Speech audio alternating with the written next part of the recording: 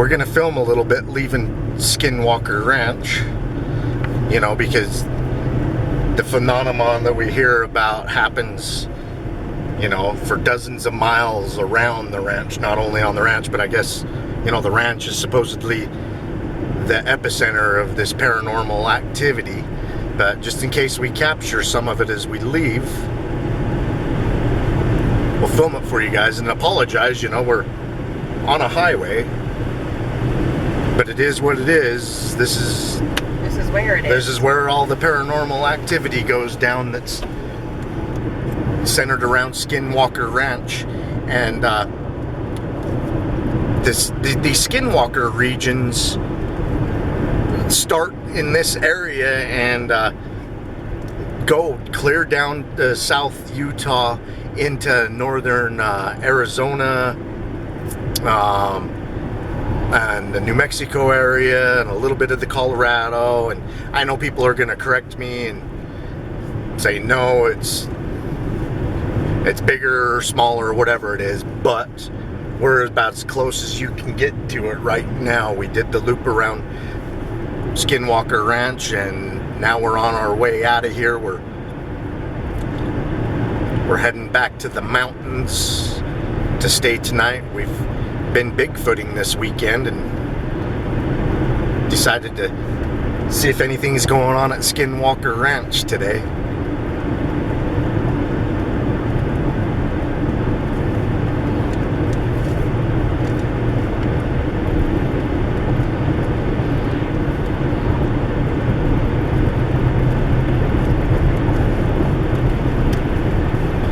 Yeah, Jenny's uncle had a Skinwalker experience that he told Jenny about.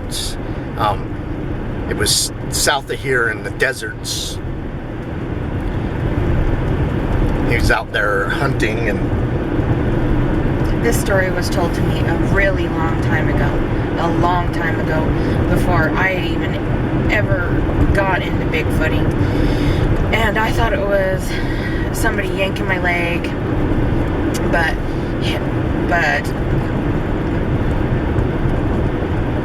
it wasn't my uncles. It was uncles by marriage. Your ex-husband's uncle. Yes, and they swore. Once an in-law, always an in-law. Yeah, I guess so. Anyway, they were telling a story about how they were out hunting in the desert, and it was dark, and they were done, and they were on the way home, and on the right side of the car, or the passenger side of the car, of my recollection, what they were telling me, was a wolf or a coyote run alongside of the car, but when it turned its head to look at him, it had a human's face, and it was running as fast as the car was going, and they swear that what they were telling us was true, that it was an animal with a person's face out in the middle of the desert, scared them all half to death, and they swear to this day that is true. So I don't know what they saw because I wasn't there, but that is the story that I was told. And this is back in my early 20s, before I'd even heard of what a skinwalker was. And so that story kind of freaks me out now. And you know, I've heard this story from Jenny and some of the other people that know the people that state this happened to them, and everybody that I've talked to says that, you know, these two guys just don't make stuff up. They're not fibbers, and you know, and scared the crap out of them, and from what I understand, you know, they're hunters, and you know, nothing ever shakes them up, but this shook them up. And you know, everybody says that these guys just don't bullshit this type of stuff. So Anyway, I've heard the story several times throughout my life, you know, from Jenny and from other people that know the uncles, and you know, I've met them. I've never heard it from the horse's mouth or whatever. I'm not that big of an acquaintance with them to say, hey, will you tell me about your Skinwalker deal? Just said it was like a coyote or a wolf with a human face, right, Jen? No, yeah, they that's what they said, but they actually did call them skinwalkers. Oh, I see. I just hadn't ever heard of the term before. I didn't know what a skinwalker was. I didn't know that it was a thing. That is just what they told me that it was. And that's the first time I'd ever heard of that word. So in 2012, Jenny and I had a freaky experience with the coyote that was similar to this, but not the same. Yeah. We were in the north, and we were on Chalk Creek, and we were Bigfooting along Chalk Creek, and we were coming home from Wyoming, middle of the night, probably about 2 or 3 in the morning. I know it was too late to be driving.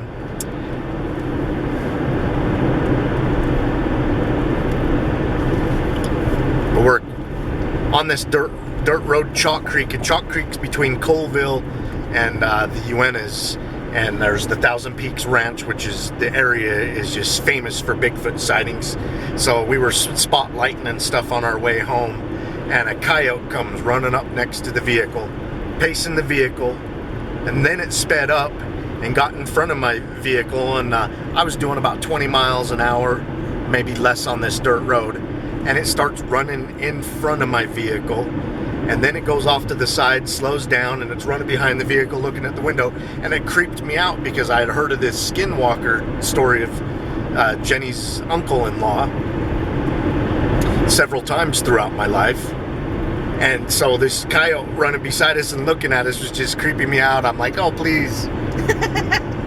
Please don't turn into it. Don't have a human face or whatever. But yeah, this coyote kept this up for about a minute around us, and before it took off into the fields of sagebrush and stuff.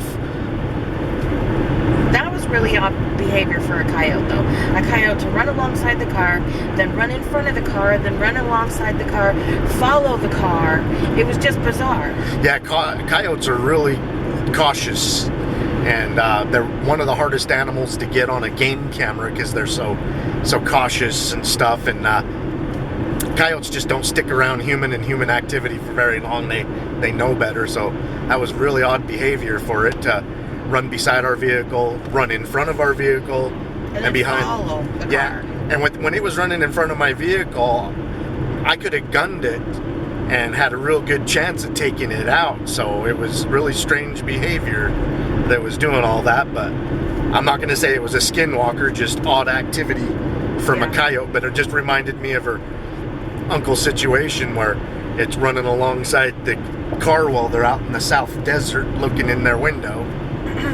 And we weren't in the desert when it happened. We were in alpine area, but we were in a valley between mountains out there that are, you know, the alpine quaking aspen type forests, and we were just down in the bottom between them where there was a little bit of sagebrush and stuff like that, and that coyote come running right up next to us. It was just the strangest thing. My brother told me a skinwalker story before too. Him and my dad were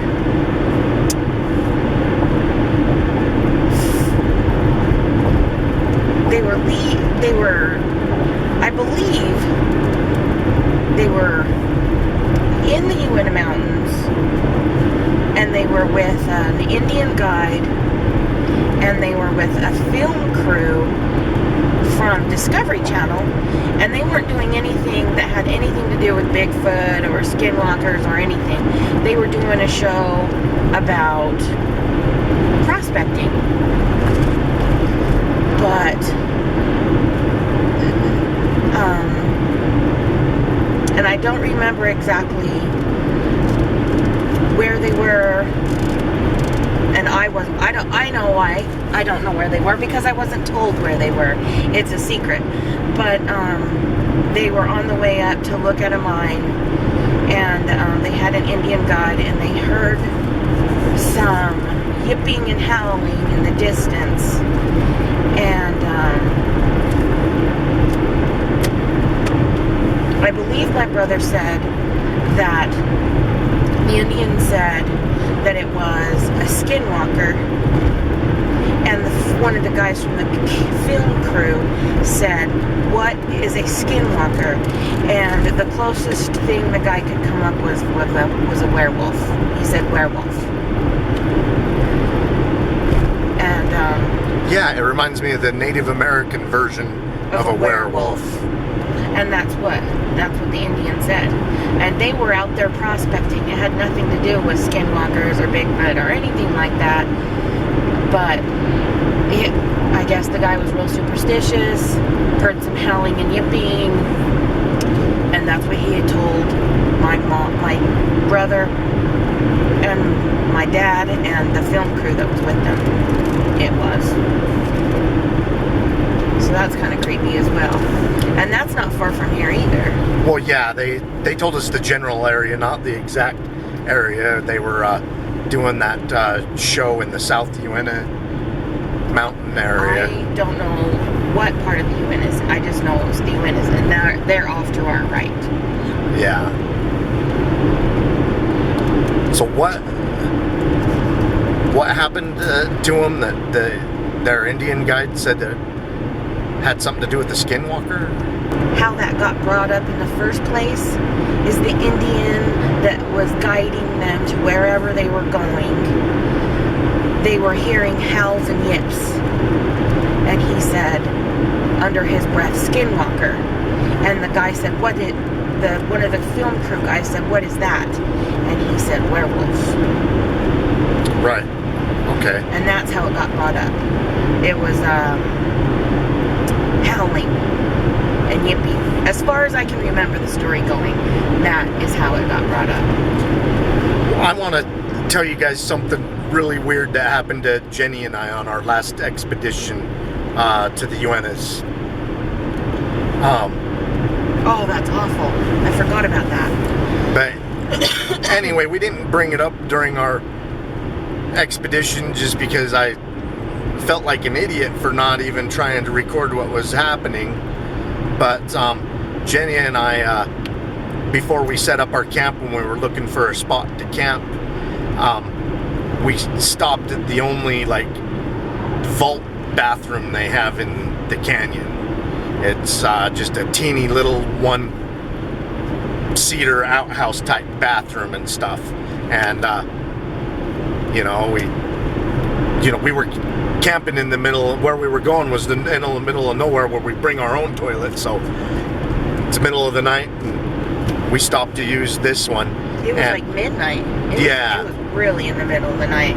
But anyway, we stop and we get out of the car, and we hear, "Hey!" And, and then, "Hey!" back at the other one, and I'm thinking there's someone. My first instinct was I thought there was someone camping up on the ridge behind this little one-hole outhouse that the National Forest Service has out there, and they keep doing it the whole way we're walking to this bathroom, and the bathroom's a good 100 feet or so from the dirt road that we're walking from, and they keep it up the whole time. And I use the restroom first, and I come out, and Jenny goes in, and they're still doing it, and I'm like, "They're still doing it?" And Jenny's like, "Yeah, sounds like they're getting closer." So she's using the restroom, and I'm looking up on the mountain, and I'm looking for these people's campfire or their flashlights or whatever. Because it's pitch dark. And the sounds keep coming closer, and they're separated by dozens of yards, doing hey back to each other, and they're making a loud hey, and then they go hoo. So So it sounded like a girl and two men talking back and forth. I took the gist it was 3 of them, and they sounded human-like. I'm not going to say, it sounded like Bigfoot or a Skinwalker or whatever, but they sounded like people, and they kept working their way closer and closer to us down the mountain and everything, and it kind of creeped me out. I'm like, all right, well, and they kept it up for minutes and minutes doing this. We stood out there and listened to them, and they kept getting closer and closer, and we weren't even on the side of a mountain. We were on the side of a hill, so they were close, and they kept it up until we finally got in our car and drove away. But they weren't that far off from us when we drove away and finally got creeped out. But not one light. There was no cars around. There were no four-wheelers around. There was nothing.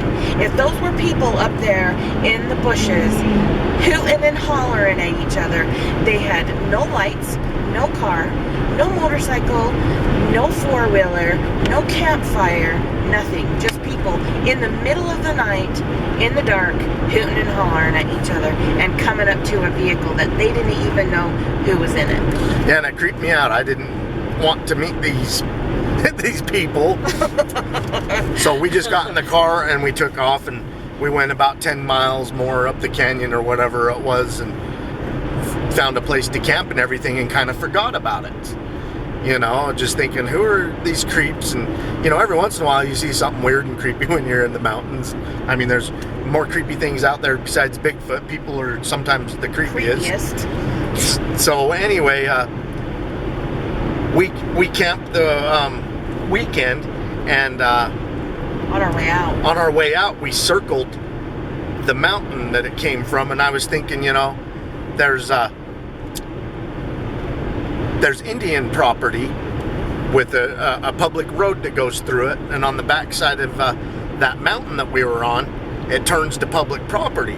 So I just figured the whole weekend, some people camped back there and were having a kegger or whatever, and just got out of control and weird.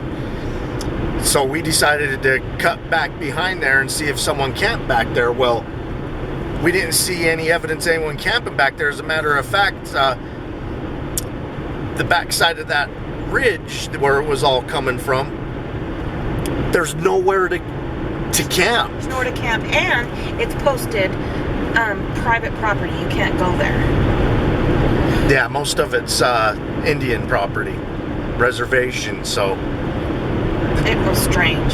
Yeah, that was a weird experience, and we never mentioned it on that expedition because it sounded like people voices. A really deep guy's voice, one that wasn't quite as deep, and then a woman or a young, an adolescent making a hoot noise. And I was talking to my brother Brody, who's also a part of RMSO, about these weird noises that we were hearing, and he's like, well, what do you think that you heard? I'm like, people? And he's like, there's no people back there. People aren't even allowed back there.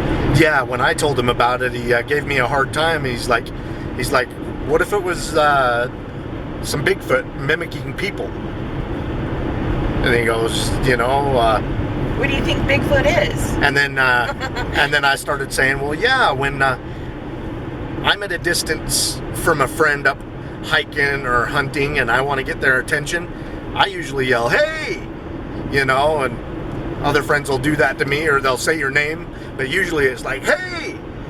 And so maybe Bigfoot watching campers and hunters have heard that, and maybe they were up there, hey, mimicking. But the first, when we made it to the restrooms, when Jenny was in there, a couple of those hays and stuff felt like they were directed right at me. Like that's the direction the mouth was going. I mean, most of the time it sounded like they were doing it back and forth to each other as they were moving through the forest towards us. But yeah, Brody was giving me a hard time. He goes, you guys, that's what you guys were up there looking for? And possibly had them coming down the mountain. And then I just told Brody, I go, you know what?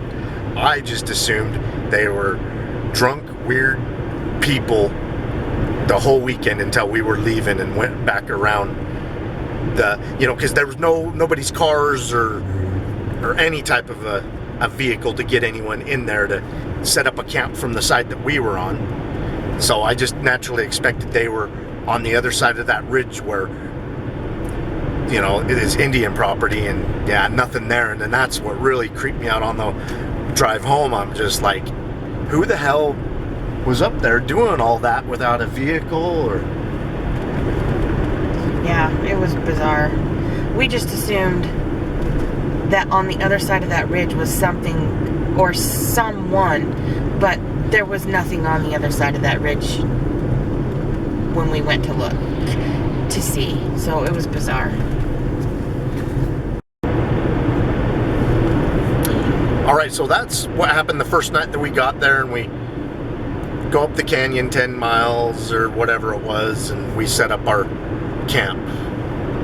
And this is the area of the Uintas where we found the suspect Bigfoot hair 3 years ago, and have had it sent out for testing and still don't have any answers on what it is. We've also found lots of structures. And footprints. We've even casted footprint there. We've heard screams and whooping, and we've had things thrown at us. Right, it's just... And there's lots of Bigfoot sightings that come out of the area. And not only is it a famous place for Bigfoot sightings, it's also one of the most highly reported vocalization areas in Utah that I know of. Out of all the places that we go and search for Bigfoot, there's a lot of vocalization reports that come out of there that, people are just like, it's no other animal, maybe it's Bigfoot. So anyway, just a really crazy place. The second night that we were there, we heard some wood knocks up on the mountain behind our camp, and then past midnight into the night, something shoved over a tree. And if you guys watch our I think we called it Yellowstone Canyon Bigfoot Expedition, Jenny talks about the tree being shoved over the same night that it happened. I mean, when that happened, she grabbed a camera and turned it on and started recording in case anything else happened. But we heard a knock or two leading up to that earlier in the night. And we camped at the same location that Brody did 5 or 6 years earlier, where he thinks he had Bigfoot activity, where something made a lot of vocalizations, and then most of the night something threw rocks and sticks at his trailer and his vehicle all night. It's one reason why we picked to stay at that camp spot. That's why we went and camped at that spot, because we wanted that. We wanted to see if we could get any of that same activity happen to us. Right. And we did hear some knocks, and we did hear that tree get destroyed and ripped up and thrown out or crashed down. It was just loud and disturbing sounding. Yeah, and here's the deal, is Jenny and I were talking about how it's the most quietest that it's ever been staying in the Uinta Mountains, because there's usually always a breeze or a wind, and there was absolutely no breeze or wind that night, so no rustling of the vegetation at all. Also, it was like a dead silent night that night. And so that tree crashing over, when we got the couple of knocks and then the tree actually crashing over, it wasn't the wind at all. There wasn't even a breeze. It was just such a still night. Yeah, it was quite disturbing. But all of those things happened in that area, which is strange.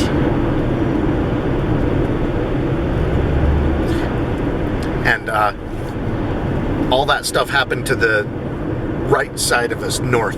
Yep, just north. North of here is the Uinta Mountain Range. So you got the Uinta Mountain Range, and then it comes down to the Skinwalker area. And so I've always wondered, is there some type of relation? And I've made people mad in the past saying this, so I say it loosely. because I'm definitely not a skinwalker expert. I mostly study Bigfoot sighting reports and locations, go to the locations. That's what we're big at, is we want to go where the tire meets the road.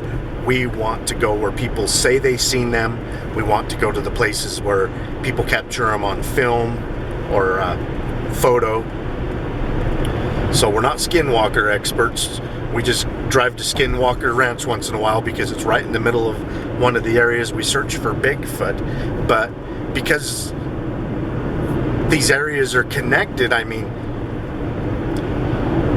is a Bigfoot a misidentified skinwalker, or is a skinwalker a misidentified Bigfoot? Are they the same thing? No, I don't think so. Because a Bigfoot's more human-like, ape-like, primate-like, and skinwalker is wolf canine, but it also has its human form. Yeah, I don't think they have anything to do with each other. The only thing I think they have in common is they share Highway 40, and that's it. Well, they're the supernatural, if that's what you think it is, or whatever, they overlap. I myself don't think Bigfoot is supernatural. I think he's a rare, elusive animal of the forests of North America. People see him in the desert areas once in a while, but you mostly see him in the alpine mountain areas. You know, I think it's a real tangible creature, flesh and blood. And then the skinwalker thing, I can't wrap my head around it, because I really don't believe in supernatural. I would have to see something shapeshift to be able to buy that or believe it. So yeah, they probably aren't related. But sometimes legends are made by what people don't totally understand. What if they're seeing Bigfoot and this legend lore of Skinwalker gets wrapped around it? No. A dog and an ape don't look anything alike. Right.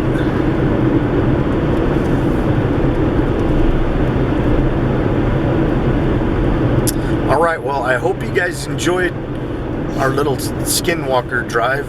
I'd like to apologize again that we weren't able to get out and hike around Skinwalker Ranch, Skinwalker Ridge, all private areas, so we could only do a loop around the area, but it's supposed to be full of supernatural activity.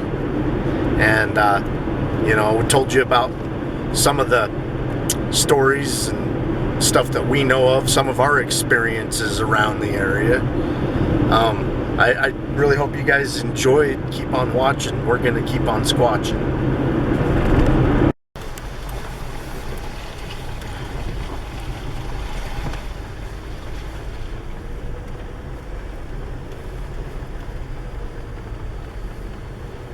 I kind of wanted to show you guys the area we're staying in. This area is right in the middle between the Uinta Skinwalker Ranch and Sasquatch Canyon. It's actually closer to Sasquatch Canyon than any of the places. You know, it's about 20 miles from Skinwalker Ranch, where we just came from. It's about 5 miles from Sasquatch Canyon, and about 30 miles from the high Uintas. So we're right in the middle of Bigfoot activity and close to the Skinwalker area, where this is usually where our main base camp is when we're in these areas. It's a little cabin up here on 10 acres of property, and then it's just surrounded by pretty much nothing, you know, nothing but alpine and high desert. And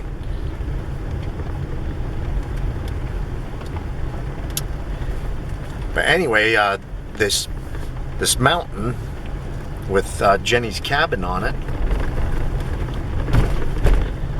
Some of the neighbors up here have claimed to have seen Bigfoot on their property over the years.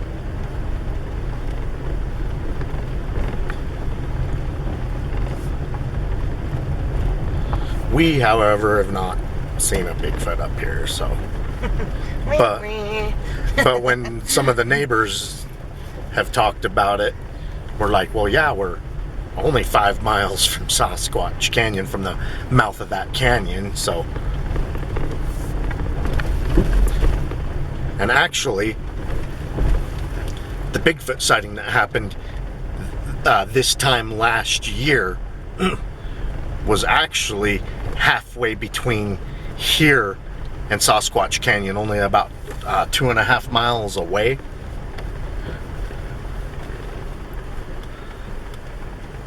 Yep, a bow hunter seen it crossing the road, and he went into the gas station.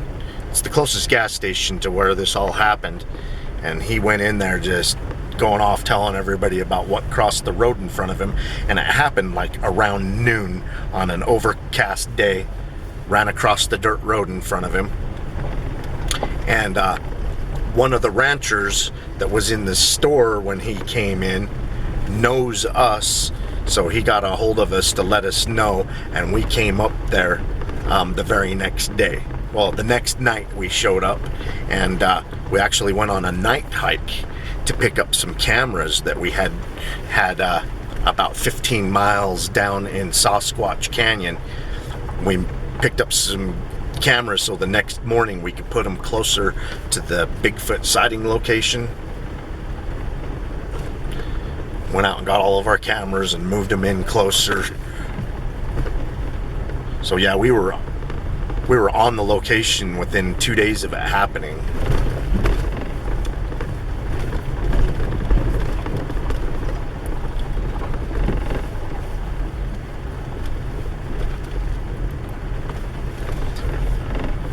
Yeah, this place has a lot of bear activity, a lot of mountain lion activity, deer, elk, and this year the pine nuts are in season.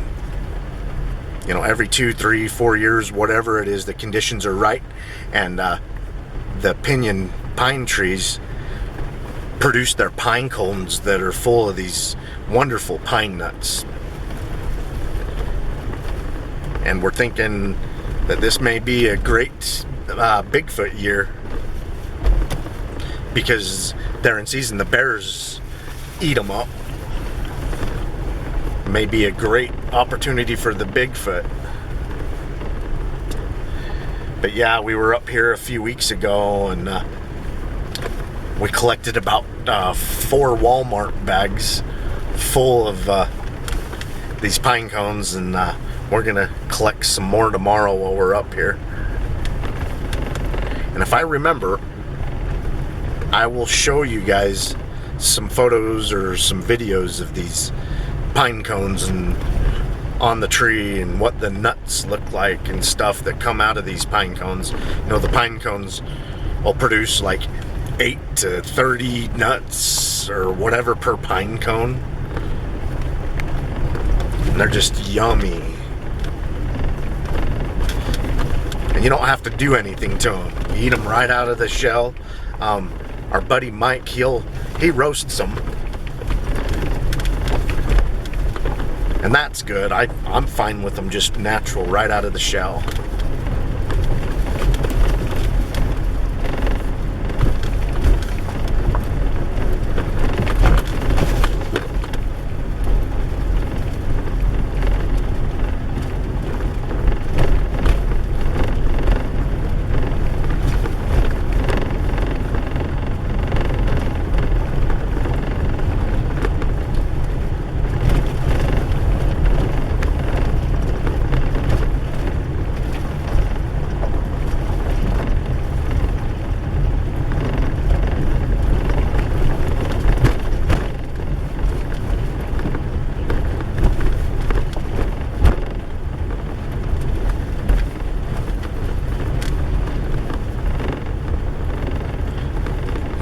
neighbors up here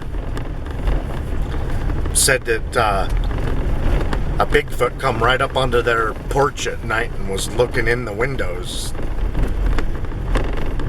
Kind of creepy. I doubt that's ever going to happen to us because we're up here looking for the creature, so Murphy's Law.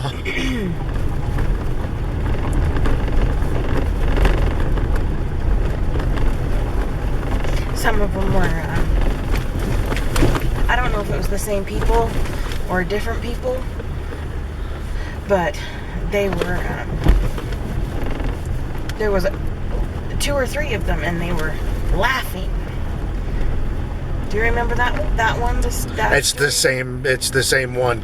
They said that there was some odd laughing at night on around their cabin, and it sounded like there was 3 individuals laughing, and they said that they weren't human laughing. It was really creepy. And then that's after hearing the laughing around the cabin. That's when something come up onto their porch and scared the hell out of them looking in the windows, and they described what is a Bigfoot. People aren't like, oh, I don't know what I saw anymore. I know people will say that, but people that aren't into the Bigfoot phenomenon, I mean, Bigfoot's mainstream, it's out there, there's all kinds of shows about it, so people are educated. They know what a Bigfoot is, what it's supposed to look like. Just about everybody's seen the Patty video, so these people are like, yeah, it was a Bigfoot that come up onto our porch and looked into the window. And unfortunately, a lot of people are willing to tell their stories to us, but they don't want to be on camera telling their Bigfoot stories. There's a lot of people out there that don't want to be ridiculed, and I don't blame them, because there's ridicule inside the Bigfoot community. There's people that are Bigfoot enthusiasts and stuff, and they scare witnesses away, and it's kind of upsetting when somebody has enough nerve to tell us their story or to be on camera and tell it, and then you get the people on there that harass them about their experience and stuff. It makes it hard for other people to come forward. So on our YouTube channel, we don't allow harassment and badgering of these people for that reason. So it's a great way to get kicked from our channel. But even so, there's a lot of people who still they'll tell you they will tell us their story, but they don't want to be on camera. They want to remain anonymous. Yep. And we love those people. You want to tell us their story and stay anonymous, that's great. At least you're getting it out there, and we can get your experiences out to the public, even if you want to remain anonymous. Everybody has that right. Yep. And I think it's really important to get it out there, and then you're getting with people like us that are going to go out to the area and look around. And a lot of these places, we just don't go out one time and look around. We hit these areas several times over several years, because as rare and as elusive as Bigfoot is, you may see Bigfoot last year, and maybe it's 2 or 3 years before the creature comes into the area again, or it's always in the area. We don't know. But that's our tactic, to go to the places that people are seeing Bigfoot. And we don't take places seriously where there's just one random sighting out of the blue in an area. It's when certain areas start getting a history of many different people saying they saw it there. I feel like we're not wasting our time if it's an area that has a handful of reported Bigfoot sightings. So those are the areas we mostly concentrate on, and I call them Bigfoot sighting hotspots.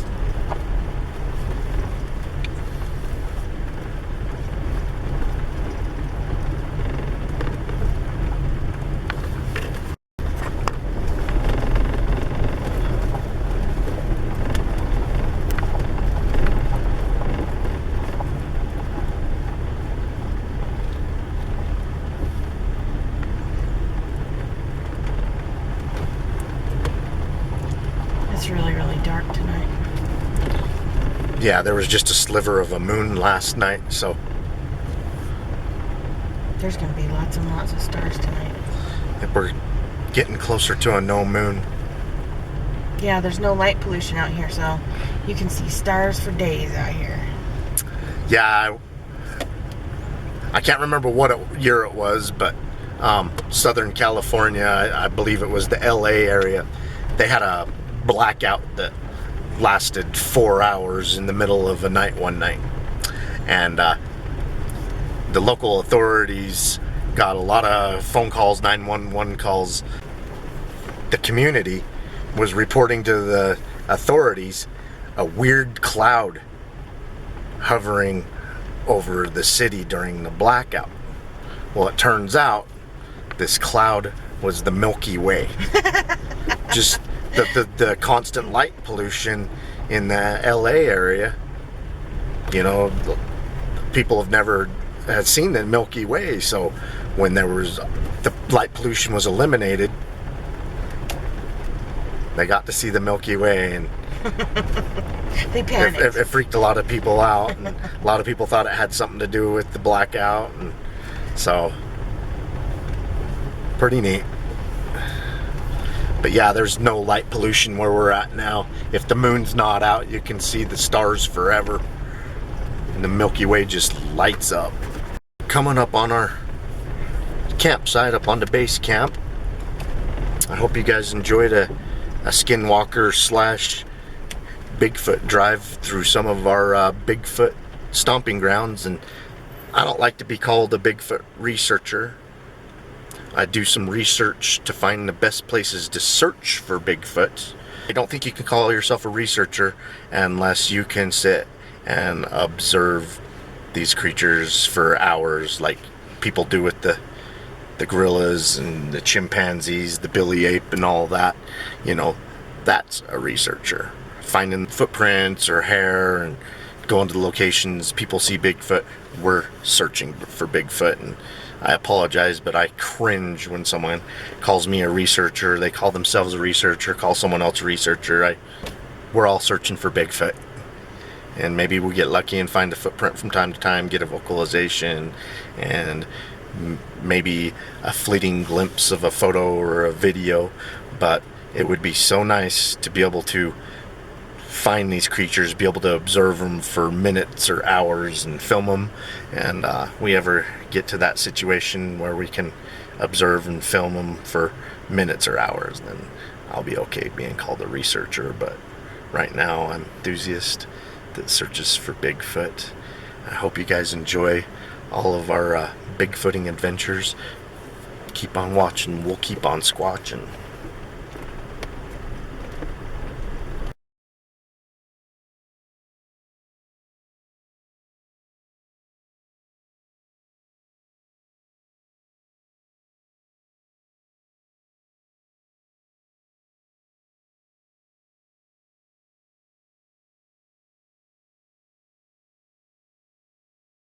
These are the pine cones that are in season.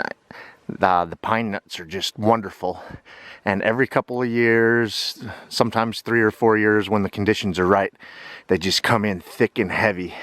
And it's a great source of protein. And see, some of these are just opening up. Some have already opened up, but there's what one looks like. And Yeah, they just see them all in the little pods. In there, and there. In every little single one of these little guys, there's pine nuts. Whoops. And sometimes in one pine cone you can get up to like 30 of these nuts. Yeah, see, each one of them has. And from what I understand, the bears will eat the pine cone and all. Oh, this one has lots of them in it. Uh-huh.